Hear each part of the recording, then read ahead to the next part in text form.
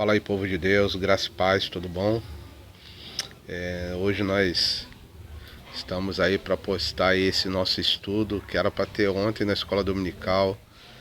Já dei uma reparada aqui no celular, na câmera, nos aplicativos, né? E agora nós estamos prontos para dar esse estudo nessa manhã. E nós vamos falar de um assunto das mães, né? Ontem foi Dia das Mães.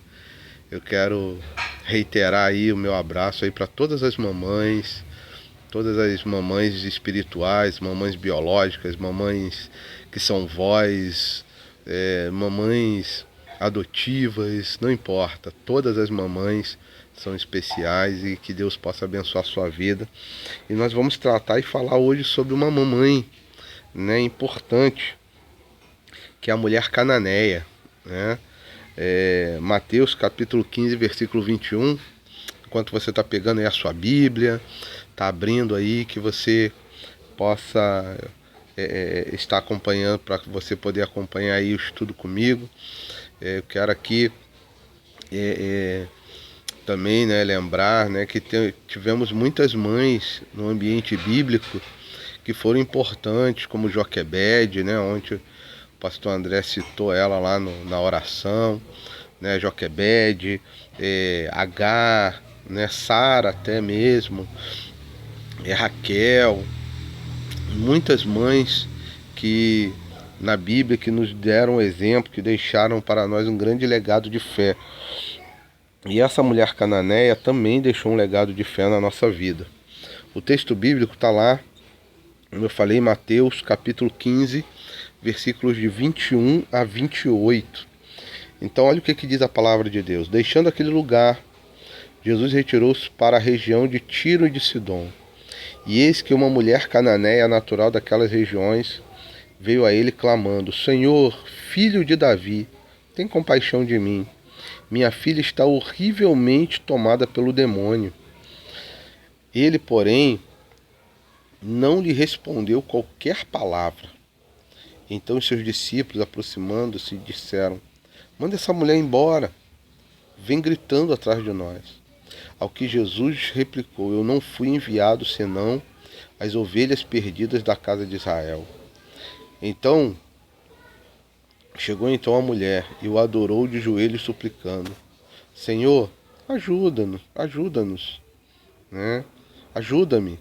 Ao que Jesus respondeu: Não é justo tirar o pão dos próprios filhos para alimentar os cães de estimação, ou os cachorrinhos. Ela, porém, replicou: Sim, Senhor, mas até os cães de estimação comem das migalhas que caem da mesa de seus donos. Então Jesus exclamou: Ó mulher, grande é a tua fé, seja feito a ti conforme queres.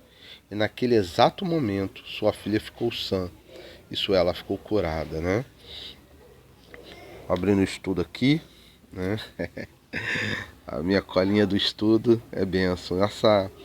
Esse estudo ele veio através de um sermão que eu fiz, né? Um conjunto de, né? Uma série de pregações falando sobre família, e acabou também virando um estudo, né?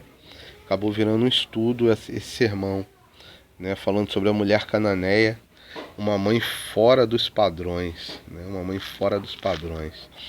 E eu fico imaginando o desespero de uma mãe. Você que é mãe, né, deve imaginar o desespero de uma mãe quando um filho está doente e ela não pode fazer absolutamente nada. Se ela pudesse, ela tiraria a sua vida para dar ao seu filho, né? Tem algumas citações, né? Quando o filho ou a filha tem problema de coração: se eu pudesse, eu tiraria o meu coração e daria, né? Alguns tiram um rim, tiram um pedaço do fígado e doam, de fato, para os seus filhos, ou os filhos para as mães ou para os pais. Mas nesse sentido aqui, a mulher não podia fazer nada, irmãos. Nada, absolutamente nada, né? Ela estava vendo a sua filha sofrer e não podia fazer nada. E essa mãe anônima, né, mas bem obstinada, bem objetiva, estava vivendo um drama com a sua filha em casa, né? E ela consegue o milagre da cura da sua filha através de quebrantamento e humildade. Eu quero trazer, né, esse exemplo de fé para nós nessa manhã, e a experiência dessa mulher, que essa mulher teve. Porque eu acho que é importante para a nossa vida, principalmente nos momentos que nós estamos vivendo de pandemia. E o que mais me chama a atenção é que essa mulher, ela não era judia, ela não fazia parte do povo de Israel, ela não fazia parte dos filhos de Israel, mas ela reconhecia Jesus como Messias. E isso vai estar expresso quando ela diz o seguinte, ela vai usar a expressão filho de Davi. Olha o que ela vai falar: Senhor, filho de Davi, tem compaixão de mim. Parece até Bartimeu falando, né? Mas essa expressão, esse termo, filho de Davi, era uma expressão messiânica. Só te falava essa expressão que reconhecia de fato Jesus como o Messias, né? Como aquele que deveria vir e salvar a humanidade. E sabe, irmãos, não há milagre sem reconhecimento de Deus. Porque enquanto alguns discípulos tinham dificuldade de reconhecer Jesus como Messias, alguns discípulos ainda tinham essa dificuldade, aquela mulher, ela não tinha dúvidas que Jesus era o Salvador da humanidade. Ela não tinha dúvidas. O texto de Marcos 7:26 vai detalhar que essa mulher era grega. Isso é, ela era gentia. Os gentios eram considerados cães, né? Eram considerados cachorrinhos pelos judeus. E além de todo sofrimento com sua filha, né, que estava terrivelmente endemoniada, né? O texto diz que ela estava sob o poder de demônios, e isso é um fator importante que nós precisamos pensar, porque nem tudo na Bíblia era considerado uma questão espiritual. Na verdade, tudo no contexto bíblico é considerado como algo espiritual. Mas algumas doenças, né, eram diagnosticadas como poder de demônios, né? Algumas doenças que hoje nós sabemos que são enfermidades eram considerados questões espirituais. E hoje a gente sabe que não é, que são doenças de fato do corpo. Um exemplo típico é a epilepsia. Né? A epilepsia, ela é uma doença neurológica, né?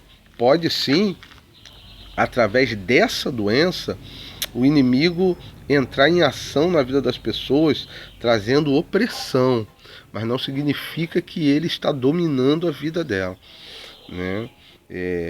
Há fatos e fatos, né?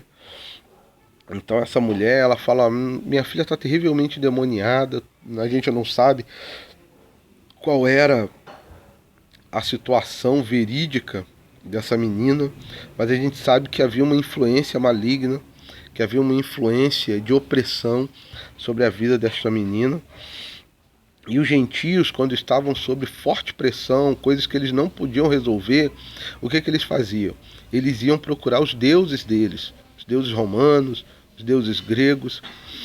E o interessante é que essa mulher, ela não vai procurar os deuses gregos, ela vai procurar Jesus, né? Ela sabe que na região de Tiro e Sidom Jesus está passando, e ela vai procurar o Senhor Jesus.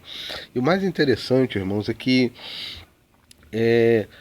assim como essa mulher, eu estou soprando aqui, caiu uma folhinha aqui. Ao vivo é assim mesmo, né? Essa mulher, ela, não sei se Jesus foi a última opção ou a primeira dela, mas isso nos deixa uma lição que Jesus precisa ser a nossa primeira opção. Não faça Jesus a sua última opção de recurso, né? Faça dele a sua primeira opção de recurso para tudo, meu irmão.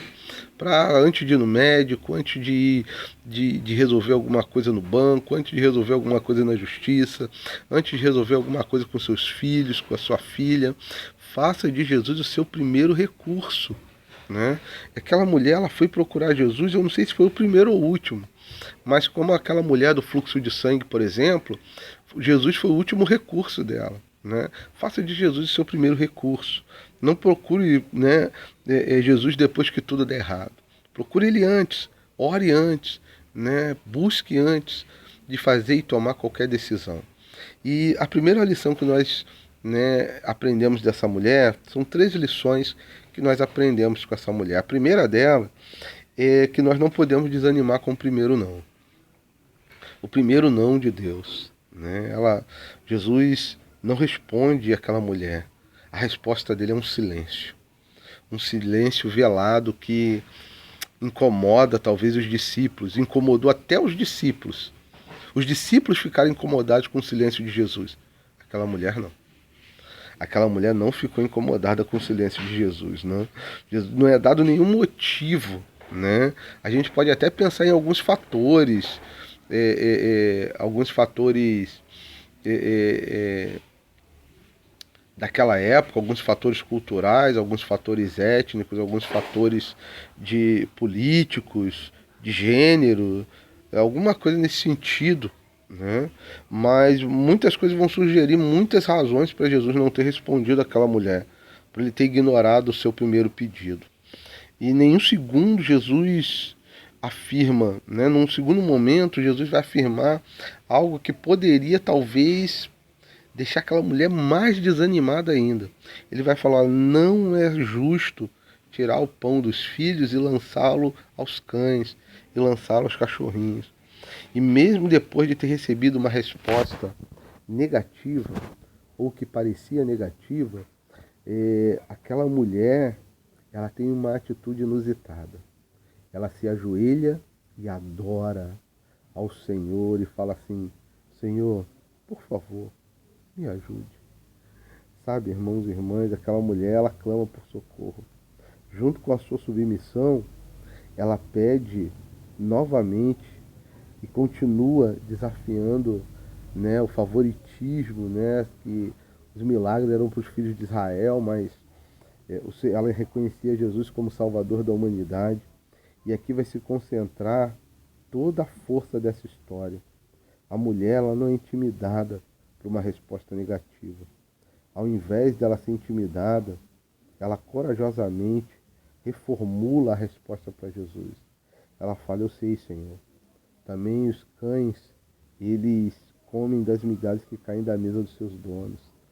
Isso é, nós nos satisfazemos com a graça que no entendimento dela sobrava ainda, né? Aquilo que Deus derrama sobre nós, meu irmão, tem a capacidade de alcançar até mesmo os nossos vizinhos, os nossos familiares que não são crentes, tem a capacidade de alcançar muitas pessoas que estão ao nosso redor.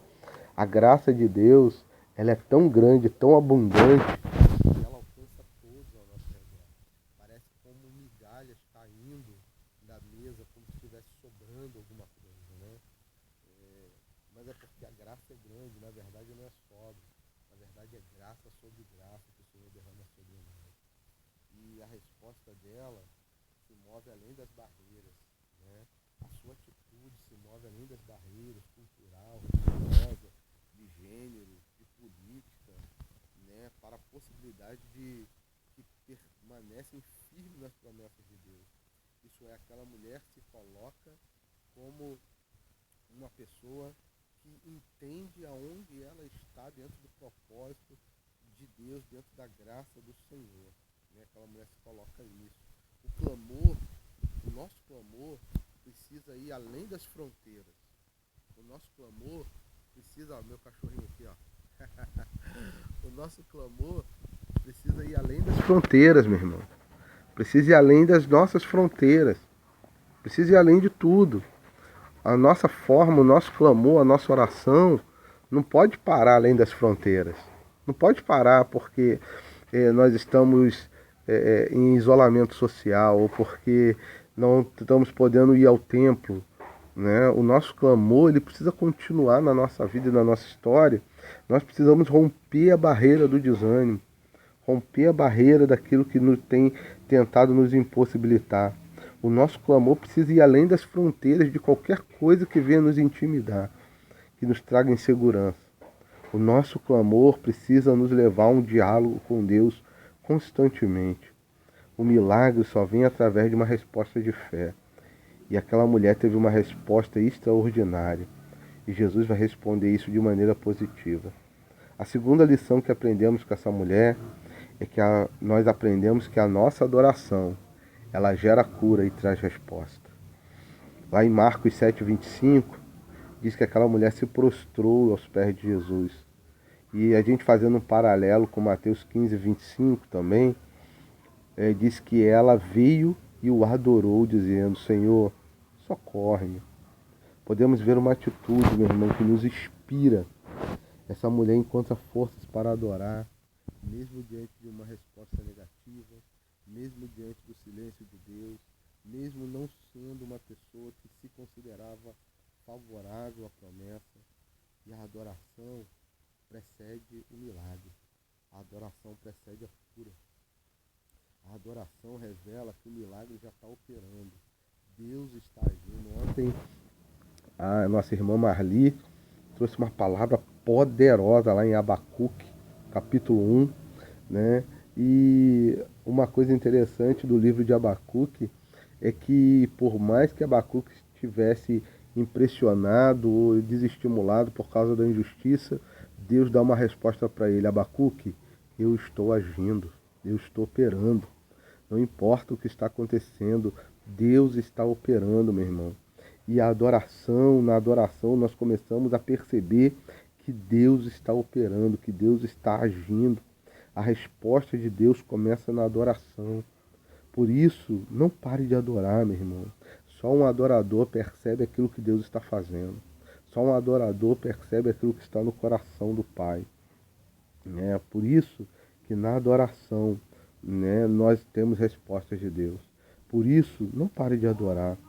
Não faça apenas um clamor, mas junto a Ele, adore ao Senhor. Isso vai revelar, irmãos, um coração que não está refém dos problemas. Um coração que é livre para adorar em qualquer situação. Um coração que não vai se calar como adorador. A sua vida vai ser uma vida de adoração constante. Não há nada que possa intimidar. Através da resposta humilde ao Senhor, através da sua adoração, aquela mulher volta para casa e encontra sua filha liberta. Um coração adorador, além de gerar cura, também gera quebrantamento, gera resposta de fé, gera libertação. Um coração adorador é um coração livre de qualquer peso. A terceira lição que nós aprendemos com essa mulher é que a nossa fé precisa ser tão grande como um grão de mostarda. Se tiveres fé como um grão de mostarda, assim te diz o Senhor. A resposta daquela mulher surpreendeu Jesus. Ele ficou admirado pela fé que aquela mulher apresentou, irmãos. E realmente ela acreditava em Jesus. Realmente ela acreditava nos projetos de Deus. Realmente ela se submetia aos projetos de Deus. Ela entendia sua posição no propósito de Deus. E Jesus exclama uma frase em relação à fé daquela mulher que só aparece em 2 vezes no Evangelho. Uma é com o centurião de Cafarnaum, que o Senhor Jesus fala: olha, nem Israel ouvi tanta fé. E a segunda expressão é dessa mulher.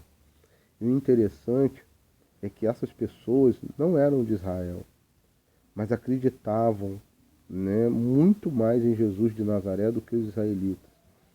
E muitas vezes vamos encontrar pessoas que acreditam mais do que nós.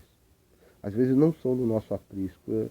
Uma coisa interessante é que Jesus, ele não veio só para os evangélicos. Jesus não veio só para os evangélicos. Jesus, ele veio para a humanidade. E ele tem feito muitos milagres. Muitos milagres, inclusive, em pessoas que às vezes a gente acha que é impossível. Ah, pastor, mas uma questão é salvação. Outra questão é milagre.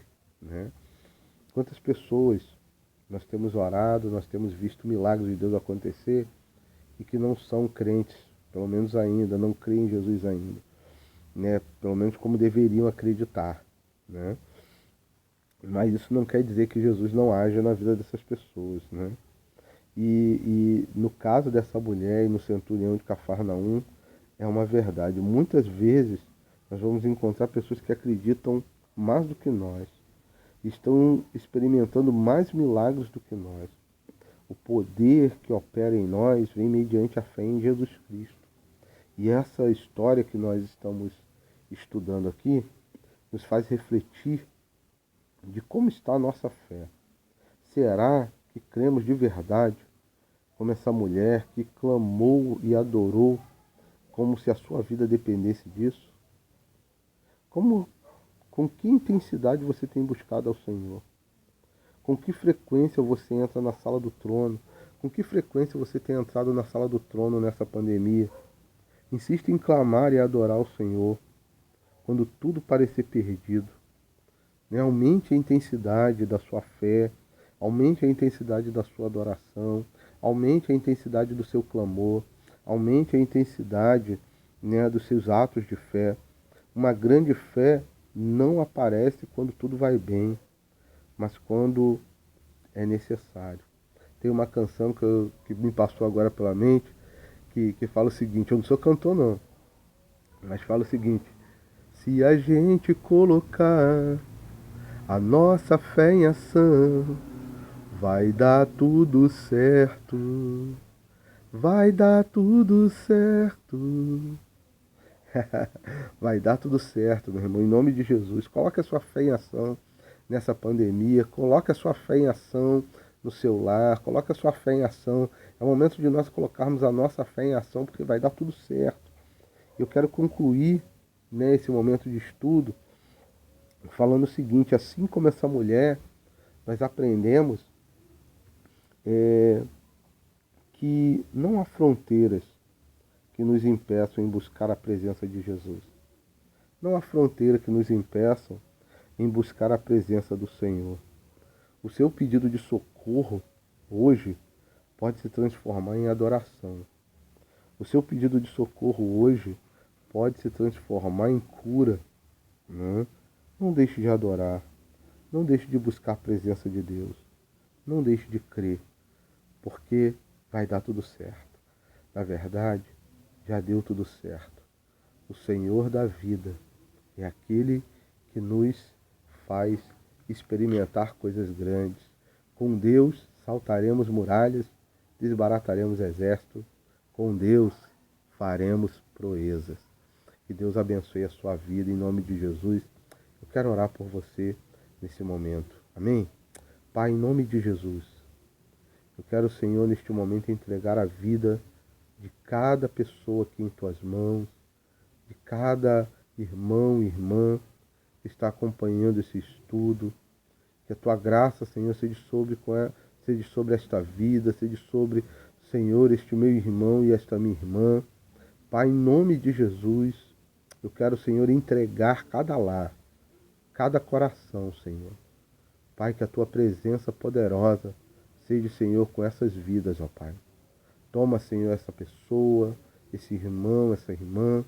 Senhor, traz paz ao teu coração, alivia as suas cargas, tira toda angústia, todo sinal de depressão, todo sinal de ansiedade. Que o seu coração possa ser aliviado, possa ser leve e possa ser livre para te adorar, Senhor. Pai, em nome de Jesus, toma essa pessoa em tuas mãos, ó Pai. É o que eu te peço e te agradeço em nome de Jesus. Amém e amém. Amém? Esse estudo eu vou estar mandando para você. Talvez você, quando ver o final desse estudo, você já tenha recebido pelo WhatsApp. Mas eu também vou estar colocando lá na página da igreja, no Facebook. Lá na página da igreja, tá no Instagram, tá no YouTube também.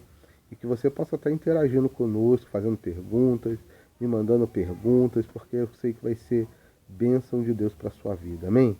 Que Deus abençoe a sua vida, a sua casa, a sua história, em nome de Jesus. Amém? Tchau, tchau. Deus abençoe. Vai dar tudo certo.